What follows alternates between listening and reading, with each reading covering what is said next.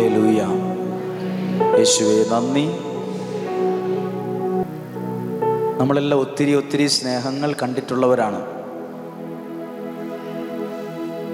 പലതരത്തിലുള്ള സ്നേഹങ്ങളെക്കുറിച്ച് നമുക്കെല്ലാം അറിയാം. നമ്മൾ പറയാറില്ലേ, ആ വ്യക്തിയെ സ്നേഹിക്കണ്ടായിരുന്നു എന്ന് കുറേ നാൾ സ്നേഹിച്ചിട്ട് നമുക്ക് തോന്നിയിട്ടില്ലേ ചിലരോട്? ആ സ്നേഹം വേണ്ടായിരുന്നു. എന്തുകൊണ്ടായിരിക്കും അങ്ങനെ ചിന്തിച്ചത്? നമുക്ക് കുറേ കാര്യങ്ങൾ മനസ്സിലായത് പിന്നീടാണ്. എന്നാൽ ഇപ്പോൾ ഞാൻ നിങ്ങളോട് പറയുന്നത് ദൈവസ്നേഹത്തെക്കുറിച്ചാണ്. എത്ര തരത്തിലുള്ള പ്രധാനപ്പെട്ട 3 സ്നേഹങ്ങൾ ഉണ്ടെന്നാണ് പറയുന്നത്. പ്രധാനപ്പെട്ട 3 സ്നേഹത്തെക്കുറിച്ച് ബൈബിൾ പറയുന്നുണ്ട്. 3 സ്നേഹം. ഒരു സ്നേഹം ഇതാണ്, അമ്മയും മക്കളും തമ്മിലുള്ള സ്നേഹം. വിശുദ്ധ ഗ്രന്ഥത്തിൽ പറയുന്നു, അമ്മ ബാക്കി എന്താ? മറന്നാലും ദൈവം നിന്നെ മറക്കില്ല. അപ്പോൾ ഒരു സ്നേഹത്തെ പൊട്ടിച്ചു, അവിടെ തോപ്പിച്ചിട്ടാണ് എഴുതിയിരിക്കുന്നത്, അമ്മ മറന്നാലും ദൈവം നിന്നെ. അപ്പോൾ ഒരു ചോദ്യമാണ്, അമ്മ മറക്കുമോ? മറക്കേണ്ട ഒരു സാഹചര്യം വന്നാൽ മറക്കും, ഉറപ്പായിട്ടും മറക്കും. ഒരു കേസ് വന്നു, 4 പേര് ചോദ്യം ചെയ്തു, പലരുടെ മുമ്പിൽ ഫേസ് ചെയ്യാൻ ബുദ്ധിമുട്ട് വന്നാൽ നമ്മൾ മറന്നതുപോലെ നടിക്കും, മറക്കും.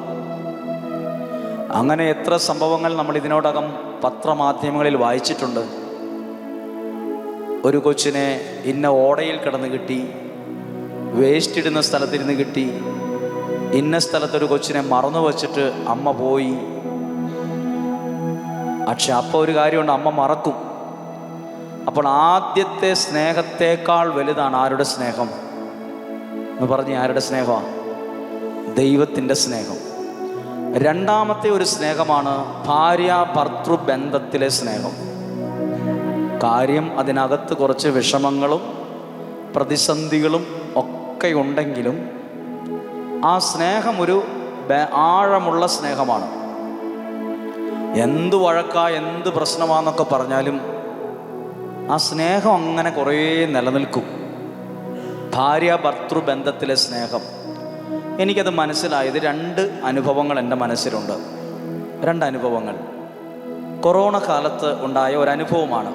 ഞാൻ അവരെ കണ്ടിട്ടേ ഇല്ല.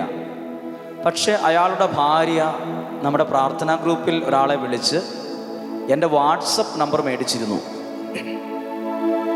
എന്നിട്ട് ആ ഭാര്യ പറഞ്ഞു, എൻ്റെ ഹസ്ബൻഡിന് സംശയരോഗമാണ്. അവർ 2 പേരും നേഴ്സുമാരാണ്. ഇവിടെയല്ല, UAE, ദുബായിൽ.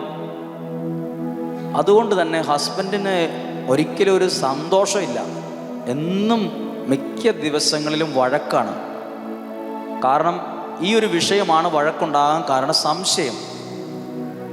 പക്ഷെ ആ വ്യക്തിക്ക് കൊറോണ കാലത്ത് പനി വന്ന് 3-ാം ദിവസം മരിച്ചുപോയി. ഒരു കുഴപ്പമില്ലാത്ത ആളായിരുന്നു, ആരോഗ്യ പ്രശ്നങ്ങളൊന്നും തന്നെ ഇല്ലായിരുന്നു. പനി വന്നു, നോർമലായ പനിയാണെന്ന് വിചാരിച്ചു. പക്ഷെ 3-ാം ദിവസം മരിച്ചു. ബോഡി നാട്ടിലേക്ക് പോലും കൊണ്ടുവന്നില്ല. അന്നേരം വളരെ സീരിയസ് ആയി കൊറോണ നിൽക്കുന്ന കാലത്തായിരുന്നു. അവിടെ തന്നെ മണലിൽ ശവസംസ്കാരം നടത്തി ഗവൺമെൻറ് അടക്കി. ഇവരുടെ വിവാഹം കഴിഞ്ഞിട്ട് സന്തോഷത്തോടെ ഇവർ ജീവിച്ചിട്ടില്ല അധികം നാൾ. എന്നും വഴക്കും വിഷമവും പ്രശ്നമൊക്കെ ആയിരുന്നു. പക്ഷെ മരിച്ചു കഴിഞ്ഞതിന് ശേഷം ഭാര്യ പറഞ്ഞ ഒരു വാക്ക് എന്നെ വളരെ ചിന്തിപ്പിച്ചു. ആ ഭാര്യ പറയുകയാണ്, ആ മനുഷ്യൻ ഉണ്ടായിരുന്നപ്പോൾ ആ മനുഷ്യൻ്റെ വില ഞാൻ അറിഞ്ഞില്ല. ഇപ്പോൾ അദ്ദേഹം ഇല്ലാതിരുന്നപ്പോഴാണ് ആ മനുഷ്യൻ്റെ വില ഞാൻ മനസ്സിലാക്കുന്നത്. എപ്പോഴാണ് പറഞ്ഞത്? മരിച്ച് അടക്കം അപ്പോൾ നമ്മൾ ചിന്തിക്കും, ഇവരെന്നും വഴക്കായിരുന്നില്ല, മരിച്ചു പോയത് ഭാഗ്യമായിട്ടല്ലേ കാണുന്നത്. നമ്മൾ നോർമലായിട്ട് ചിന്തിക്കും, ഇയാൾ രക്ഷപ്പെട്ടില്ലേ. പക്ഷെ അങ്ങനല്ല പറഞ്ഞത്. ആ മനുഷ്യൻ മരിച്ചു കഴിഞ്ഞപ്പോഴാണ് അങ്ങനെ ഒരാൾ ജീവിതത്തിലുള്ളതിൻ്റെ വില ഞാൻ അറിഞ്ഞത്. ഇങ്ങനെയാ പലരും. ഉള്ളപ്പോൾ നമുക്കതിൻ്റെ വില അറിയില്ല, ഇല്ലാതാകുമ്പോൾ നമ്മളതിൻ്റെ വില മനസ്സിലാക്കും. അപ്പോൾ നമ്മൾ ആ വാക്കിൽ നിന്നൊരു കാര്യം എനിക്ക് മനസ്സിലായി, ഇവർക്ക് എന്തൊക്കെ വഴക്കായാലും ഉള്ളിൻ്റെ ഉള്ളിൽ നല്ല ഒരു സ്നേഹം ഉണ്ടായിരുന്നു എന്ന്. അല്ലേ അങ്ങനെ പറയില്ലല്ലോ. വേറൊരു വ്യക്തി നാട്ടിലാണ്, അയാൾ മദ്യപാനിയാണ്, വഴക്കാണ്. അയാൾ ചുമട്ട് തൊഴിലാളിയാണ്. അദ്ദേഹത്തിന് ഭയങ്കര ആരോഗ്യമുള്ളൊരു ശരീരമുണ്ട്. പോലീസിൽ പല സ്റ്റേഷനിലും കേസുണ്ട്, അടിപിടി കേസിൽ പല കേസുകളുണ്ട്. മക്കൾക്കൊക്കെ അയാൾ അങ്ങ് ദൂരേനെ വരുമ്പോഴേ പേടിയാ, വിറയ്ക്കും. ഭയങ്കര ആരോഗ്യം, ഭയങ്കര മദ്യപാനം എല്ലാം ഉള്ള ആളാണ്. മക്കൾക്കൊക്കെ നല്ല അത്യാവശ്യം പ്രായമായി, എന്നാലും പേടിയാണ്. ഭാര്യയ്ക്ക് ഭയങ്കര പേടിയാണ്. പക്ഷെ ആ സ്ത്രീ അലക്കാൻ പുഴയിൽ പോയതാണ്. കുറേ നേരം കഴിഞ്ഞിട്ടും ആളെ കാണാതെ അന്വേഷിച്ച് ചെല്ലുമ്പം വെള്ളത്തിൽ മരിച്ചു കിടപ്പുണ്ട്. ബോഡി പോസ്റ്റ്മോർട്ടം ചെയ്തപ്പോൾ അറിഞ്ഞു ഹാർട്ട് അറ്റാക്ക് വന്ന് പുറകോട്ട് മറിഞ്ഞതാണെന്നാണ് അറിഞ്ഞത്. ആ വെള്ളത്തിൽ കിടന്ന് മരിച്ചു. ഒരു അറ്റാക്ക് വന്നു, അലക്കിക്കൊണ്ടിരിക്കുന്ന സമയത്ത് പുഴയിലേക്ക് വെള്ളത്തിലേക്ക് വീണു, മരിച്ചു. വെള്ളത്തിൽ കിടക്കുന്നതായിട്ടാണ് കണ്ടത് പുഴയിൽ. ശവസംസ്കാരം കഴിഞ്ഞ പിന്നെ ഈ മനുഷ്യൻ പള്ളിയിൽ നിന്ന് വീട്ടിൽ ചെന്ന പിന്നെ മുറിയിൽ നിന്ന് പുറത്തിറങ്ങത്തില്ല. മുറിയിൽ നിന്ന് പുറത്തിറങ്ങില്ല. 1 ദിവസം കഴിഞ്ഞു, 2 ദിവസം കഴിഞ്ഞു, 3, 4, 5, 6, 7 മിണ്ടുകയില്ല, മുറിയിൽ നിന്ന് പുറത്തിറങ്ങുകയില്ല, വാ തുറക്കില്ല. ഇരിപ്പുണ്ട് അങ്ങനെ ഒരാള്. അപ്പൊ സുഹൃത്തുക്കൾ വിളിച്ചു, പേര് വിളിച്ചു, ഡാ എഴുന്നേറ്റേ, നീ ഇങ്ങോട്ട് വന്നേ, തിണ്ണേ വന്നിരുന്നേ. അനങ്ങത്തില്ല. ഒരാൾ, ജീവനുള്ള ഒരാൾ ചുമ്മാതിരിക്കുന്നു. ഒരു സ്റ്റക്കായതുപോലെ. കൗൺസിലറിനെ വീട്ടിൽ കൊണ്ടുവന്നു. പള്ളിയിൽ നിന്ന് ആളുകൾ വന്നു, എന്തൊക്കെയോ പല കാര്യങ്ങളും ചെയ്തു നോക്കി, അനങ്ങത്തില്ല. അങ്ങനെ അദ്ദേഹത്തിൻ്റെ അടുത്ത് പ്രാർത്ഥിക്കാൻ വേണ്ടി ഒരാളെ കൊണ്ടുവന്നപ്പോൾ അയാൾ വാ തുറഞ്ഞു പറഞ്ഞ മറുപടി എന്നറിയാമോ? എൻ്റെ ഭാര്യ മരിച്ച പിന്നെ ഞാനും മരിച്ചതുപോലായി, ഇനി ഞാനിപ്പോൾ എന്തിനാ? അതായത് ഇയാൾ ഭയങ്കര ധീരനും ശക്തനും ഒക്കെയാ. ഭാര്യ മരിച്ചപ്പോൾ പിന്നെ അയാൾ അപ്സെറ്റായിപ്പോയി, ഡൗൺ ആയിപ്പോയി, മൈൻഡ് ഓഫായിപ്പോയി. അപ്പൊ എന്താ വഴക്കുണ്ടായിരുന്നപ്പോഴും ഈ ബന്ധം ഒരു വലിയ ബന്ധമായിരുന്നു, അയാളുടെ ജീവിതത്തിൽ ഒരു ധൈര്യമായിരുന്നു. പക്ഷെ ആ വ്യക്തി പെട്ടെന്ന് മരിച്ച പിന്നെ റൂമിൽ നിന്ന് പുറത്തിറങ്ങത്തില്ല. ഇയാളുടെ ധൈര്യം അവിടെ പോയി. അത് കേൾക്കുമ്പോൾ നമുക്കറിയാം ഇവർ തമ്മിൽ മിക്ക ദിവസം വഴക്ക്, ബഹളം, കള്ളുകൂടി എല്ലാം ഉണ്ടെങ്കിലും ഉള്ളിൻ്റെ ഉള്ളിൽ ഒരു ബന്ധം ഉണ്ടായിരുന്നു. എത്ര സ്നേഹമാണെന്ന് പറഞ്ഞാലും എവിടം വരെയുള്ളൂ ആ സ്നേഹത്തിൻ്റെ ദൂരം? എവിടം വരെ ആയിരിക്കും? നിങ്ങളുടെ പള്ളിയുടെ സിമിത്തേരി വരെയുള്ളൂ. അത് കാമുകനായാലും കാമുകിയായാലും, ഭാര്യയായാലും ഭർത്താവായാലും, മകനായാലും മകളായാലും, അപ്പനായാലും അമ്മയായാലും, അച്ഛനായാലും എത്രാനായാലും ആരായാലും ഒരാളുടെ അടക്കിന് നിങ്ങൾ എവിടം വരെ പോവും? ആ സിമിത്തേരി വരെ. അത് കഴിഞ്ഞിട്ട് നിങ്ങൾ ആരെങ്കിലും പറയുമോ എൻ്റെ ഏറ്റവും പ്രിയപ്പെട്ട ഒരാളാണ് മരിച്ചത്, നിങ്ങളൊക്കെ പൊക്കോ, ഞാൻ ഇന്ന് ഇവിടെയാണ് കിടക്കുന്നത്? ഇന്നുവരെ ആരെയും അങ്ങനെ കണ്ടിട്ടില്ല. നിങ്ങൾ കണ്ടിട്ടുണ്ടോ ആരെയും? ശവസംസ്കാരം കഴിഞ്ഞ് പെട്ടിക്കുഴിയിലേക്കാക്കി സ്ലാവിട്ട് മൂടിയാൽ പിന്നെ കാല് വയ്ക്കുന്നത് തിരിച്ചു വീട്ടിലേക്കാണ്. പിന്നെ അവിടുന്ന് അങ്ങോട്ടേ പോവുള്ളൂ. കൂട്ടിക്കൊണ്ട് എല്ലാ പ്രിയപ്പെട്ടവരും പതുക്കെ പതുക്കെ പതുക്കെ നടന്നുപോയി. ആ കല്ലറ മാത്രം അവിടെ അങ്ങനെ അവശേഷിക്കും. വിശ്വാസം എന്നാന്ന് പറയട്ടെ, ഞാൻ മരിച്ചു, എൻ്റെ ശവസംസ്കാരം കഴിഞ്ഞു, എൻ്റെ കുടുംബക്കാർ പ്രിയപ്പെട്ടവരെല്ലാവരും പോയാലും ഈ കല്ലറയ്ക്ക് അപ്പുറത്തൊരാൾ എനിക്കുണ്ട്. ആരാണത്? അത് ഞാനും നിങ്ങളും വിശ്വസിക്കുന്ന ദൈവമാണ്. എവിടം വരെ ദൈവം നമുക്ക് നിൽക്കും? എൻ്റെ ആത്മാവിനെ നിത്യതയിൽ എത്തിക്കുന്നതു വരെ. Till that time. അതാണ് പറയുന്നത് ബൈബിളിൽ, ദൈവത്തിൻ്റെ സ്നേഹം നിത്യമാണ്. സിമിത്തേരി വരെയല്ല ദൈവത്തിൻ്റെ സ്നേഹം. അപ്പോൾ ചിലരെങ്കിലും പറയും, അങ്ങനല്ല, ഞങ്ങളുടെ സ്നേഹമൊക്കെ സത്യമാണ്. എനിക്ക് പരിചയമുള്ള ഒരു സുഹൃത്ത് ഒരു 30 വയസ്സിൽ താഴെ, വിവാഹം കഴിഞ്ഞിട്ട് 4-5 വർഷം, 2 മക്കൾ, പൊടിക്കുഞ്ഞുങ്ങൾ.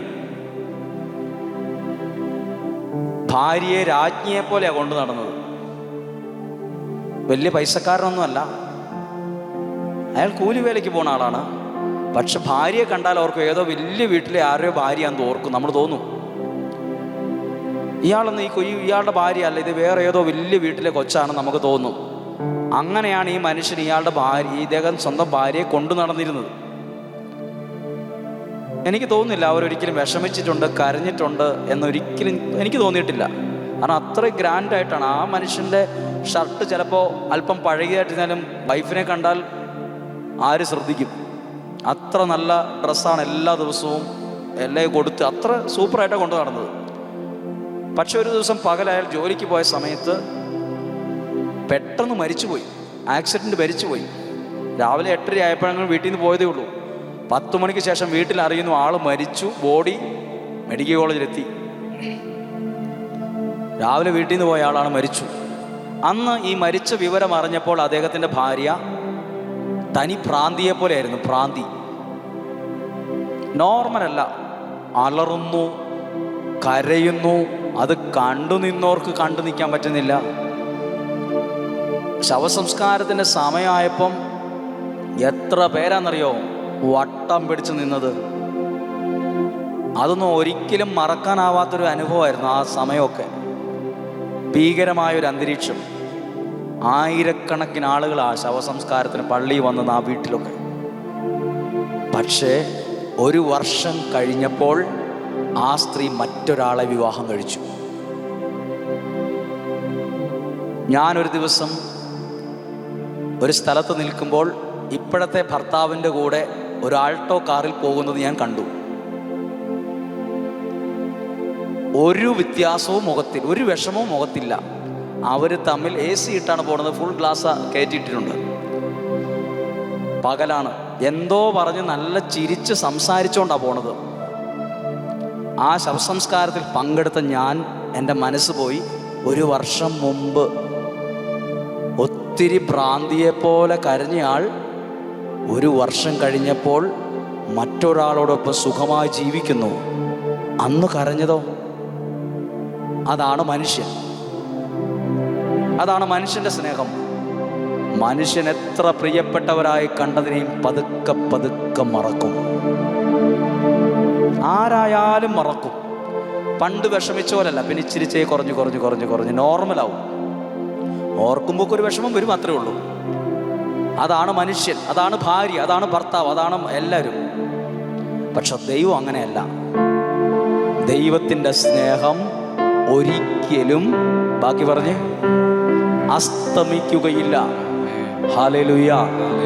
അതുകൊണ്ടാണ് പറഞ്ഞത്, ദൈവത്തെക്കാൾ കൂടുതലായി ആരെയും സ്നേഹിക്കരുത്. മനുഷ്യൻ നമ്മളോട് പിണങ്ങും, ദൈവം ഒരിക്കലും നമ്മളോട് പിണങ്ങില്ല. ഇത്രയും കനമുള്ള പുസ്തകമല്ലേ ബൈബിൾ. എവിടെയെങ്കിലും ദൈവം പിണങ്ങിയെന്ന് എഴുതിയിട്ടുണ്ടോ? നിങ്ങളുടെ ജീവിത പങ്കാളി വരെ 1 മാസത്തിനകം 10 ദിവസം പിണങ്ങിയല്ലേ? എത്ര ദിവസം മുഖം വീർപ്പിച്ചിരുന്നു. പക്ഷെ ദൈവം ഒരിക്കലും ഒരാളെ ഓർത്ത് പിണങ്ങില്ല. ദൈവത്തിൻ്റെ സ്നേഹം നിത്യമാണ്, ഒരിക്കലും അസ്തമിക്കുകയില്ല. ആ സ്നേഹത്തിൻ്റെ മുമ്പിലാണ് ഞാനും നിങ്ങളും ഇരിക്കുന്നത്. Hallelujah, hallelujah. സ്വരമുയർത്തി പറഞ്ഞേ ഹല്ലേലൂയ, ഹല്ലേലൂയ, ഹല്ലേലൂയ, ഹല്ലേലൂയ. അതുകൊണ്ടാണ് പറഞ്ഞത്, ഈ ദൈവത്തോടുള്ള ബന്ധം കളയരുത്. ഈ ബന്ധമാണ് എൻ്റെ അനുഗ്രഹം. ഈ ബന്ധമാണ് നമ്മുടെ ധൈര്യം. ഈ ബന്ധമാണ് നമ്മളുടെ ശക്തി. ഈ ബന്ധമാണ് നമ്മളുടെ എല്ലാ നന്മയുടെയും ഉറവിടം. ഈ ബന്ധം. അതുകൊണ്ടാണ് ഈ പാട്ട് എഴുതി ആരാന്നറിയത്തില്ല, പക്ഷെ എഴുതിയ ആൾ വൃത്തിയായിട്ട് എഴുതിയിട്ടുണ്ട്. പിരിയാനാകരുതേ ഈ ബന്ധം. എത്ര നാൾ? മരണം വരെയും. മരണം വരെ, മരിക്കുന്നവരെ, ജീവനുള്ളിടത്തോളം കാലം, മരിച്ച് പെട്ടിക്കകത്ത് വെക്കുന്ന അത്രയും കാലം പിണങ്ങിപ്പോകാൻ ഇടയാകരുതേ. പിരിയാനാകരുതേ ഈ ബന്ധം. മറക്കാനാകരുതേ ഈ ബന്ധം. ആ ബന്ധമാണ് ദൈവത്തോടുള്ള ബന്ധം. അതൊരിക്കലും ബന്ധനമാകാത്ത ബന്ധനമാണ്. ഹല്ലേലൂയ. നമുക്ക് പലരോടും നല്ല ബന്ധമുണ്ടായിരുന്നു, പക്ഷെ ഇപ്പോൾ അവരെ നമ്മൾ കാണുന്നത് തന്നെ നമുക്ക് വെറുപ്പാണ്. ആ ബന്ധം ഇപ്പോൾ ബന്ധനമാണ്. എന്നിട്ട് നമ്മളിപ്പോൾ പറയുന്നു അയാളോട് ബന്ധം വേണ്ടായിരുന്നു. ആ നമ്പർ ഞാൻ ബ്ലോക്ക് ചെയ്തു. ആ നമ്പറിൽ ഒരു മെസ്സേജ് പോലും അയക്കാൻ കിട്ടത്തില്ലാത്ത വിധത്തിലാക്കി. അയാളെ കാണുന്നത് പോലും എനിക്കിഷ്ടമല്ല. അയാൾ ആ ടൗണിൽ അവിടെ നിൽക്കുന്നു എന്ന് കണ്ടാൽ ഞാൻ ഇങ്ങനെ ഇതിലേ അങ്ങ് മാറി അങ്ങ് പോകും. നല്ല ബന്ധമായിരുന്നു, ഒരു വീട്ടിലെ പോലെയായിരുന്നു. പക്ഷെ ഇപ്പോൾ ബന്ധനമായി. ദൈവത്തോടുള്ള ബന്ധം ഒരിക്കലും ബന്ധനമാകില്ല. അത് നമുക്കെന്നും അനുഗ്രഹത്തിന് കാരണമാകുന്ന ബന്ധമാണ്. ഹല്ലേലൂയ. ഒന്ന് പാടി കേട്ടാലോ? ഒന്ന് കേട്ടാ? ഒന്ന് പിരിയാനാകരുതേ. ഇതൊക്കെ ഒരു വലിയൊരു അഭിഷേകമുള്ളൊരു ഗാനമാണ്. ഇത് ചേർന്ന് പാടി നോക്കാം. പിരിയാനാകരുതേ ഈ ബന്ധം, മാറാനാകരുതേ മാർവിൽ നിന്നും. ഒന്ന് ചേർന്നൊന്ന് പാടി നോക്കിയത്. പിരിയാനാകരുതേ ഈ ബന്ധം, മാറാനാകരുതേ മാർവിൽ നിന്നും. എത്ര നാള് വേണം? പിരിയില്ലിനിയും മരണം വരെയും. പിരിയില്ലിനിയും തീരുമാനത്തോടെ പാടാമോ? മരണം വരെയും മാറില്ലിനിയും ഞാൻ മാർവിൽ നിന്നും. മാറില്ലിനിയും ഞാൻ മാർവിൽ നിന്നും. ഒന്ന് ചേർന്ന് പറഞ്ഞേ ഹല്ലേലൂയ. ഹല്ലേലൂയ. ഒരു കരം ഉയർത്തി ഒന്ന് പറയാമോ? Hallelujah, hallelujah, hallelujah, hallelujah. ഇതാണ് ദൈവത്തോടുള്ള ബന്ധം.